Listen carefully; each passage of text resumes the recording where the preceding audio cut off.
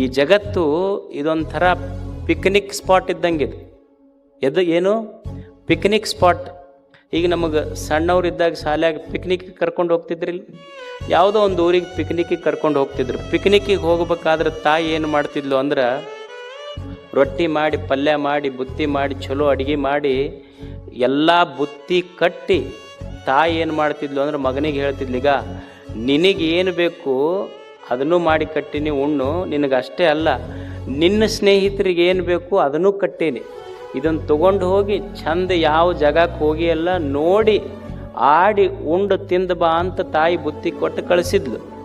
ಇದು ಪಿಕ್ನಿಕ್ಕಿಗೆ ಹೋತ್ ಹುಡುಗ ಹೋಗಿ ಏನು ಮಾಡ್ದಂದ್ರೆ, ಇವ ಏನು ನೋಡೋದು ಮಾಡಲಿಲ್ಲ, ಹೋದ ಕೂಡ ಅವ್ರು ಕೂಡ ಜಗಳ ತೆಗೆದು, ಇವ್ರು ಕೂಡ ಜಗಳ ತೆಗೆದು, ಅವ್ರ ಬುತ್ತಿಯಾಗ ಕೈ ಹಾಕಿದ, ತಂದು ಹಂಗೆ ಗಂಟಿತ್ತು. ಅವ್ರ ಬುತ್ತಿಯಾಗ ಕೈ ಹಾಕಿ ಅವ್ರ ಬುತ್ತಿ ಹರಿದು ತನ್ನ ಬುತ್ತಿ ಚೆಲ್ಲಿ ಅಂಗಿ ಹರ್ಕೊಂಡು ಜಗಳ ಆಡಿ ಮನೆಗೆ ಬಂತು. ಅವು ಅಂದ್ಲು, ನೀ ಉಂಡು ತಿಂದು ಚಂದ ಪಿಕ್ನಿಕ್ ಮಾಡಬಾ ಅಂತ ಕಳಿಸಿದ್ದೆ, ಇಷ್ಟು ಜಗಳ ಆಡಿ ನಿನ್ನ ಬುತ್ತಿನೂ ಉಣ್ಲಿಲ್ಲ, ಮಂದಿ ಬುತ್ತಿ ಕೈ ಹಾಕಿ ಅವ್ರದ್ದು ಹರಿದು ಹಾಳು ಮಾಡಿದೆ, ಈಗ ನಿನಗೆ ಇನ್ನೊಮ್ಮೆ ಪಿಕ್ನಿಕ್ಕಿಗೆ ಕಳಿಸೋದಿಲ್ಲ ಅಂತಾಳೆ ತಾಯಕ್ಕೆ.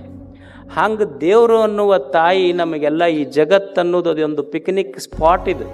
ಇಲ್ಲಿ ಪಿಕ್ನಿಕ್ಕಿಗೆ ಕಳಿಸಾಳಕ್ಕೆ ನಮಗೇನು ಬೇಕು ಎಲ್ಲ ನಮ್ಮ ಮುಡಿಯೊಳಗಿಟ್ಟು ದೇವ ಅನ್ನುವಂಥ ತಾಯಿ ಕಳಿಸ್ಯಾಳ.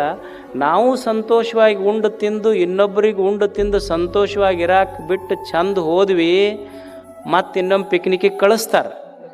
ಮತ್ತು ಇಲ್ಲಿ ಅದು ಇದು ಜಗಳ ಮಾಡಿ ಇನ್ನೊಬ್ಬರಿಗೆ ಜಗಳ ಹಚ್ಚಿ ಊರು ತುಂಬ ಬೆಂಕಿ ಇಟ್ಟು ಹೋದಿ ದೇವ್ರಂತನ it is your last picnic ಅಂತ. ಯಾರೂ ಹೇಳೋದು ಬೇಕಾಗಿಲ್ಲ, ನಾವ ತಿಳ್ಕೊಂಬಿಡೋದು ನಾ ಮುಂದಿನ ಪಿಕ್ನಿಕ್ಕಿಗೆ ಬರ್ತೀನೋ ಇಲ್ಲಂತ ದೇವ್ರು ಹೇಳೋದು ಬೇಡ, ನನಗೆ ಗೊತ್ತಾಗಬೇಕು ಕಷ್ಟ ಅದು. ಹಂಗೊಂದು ಪಿಕ್ನಿಕ್ ಸ್ಪಾಟು 4 ದಿವಸ ಬಂದೀವಿ, ಚಂದ ಉಂಡು ತಿಂದು ಸಂತೋಷವಾಗಿ ಒಳ್ಳೆಯದನ್ನು ಮಾಡಿ, ಒಳ್ಳೆಯದನ್ನು ಕೇಳಿ, ಒಳ್ಳೆಯದನ್ನು ನೋಡಿ ಹೋಗುವುದಷ್ಟೇ.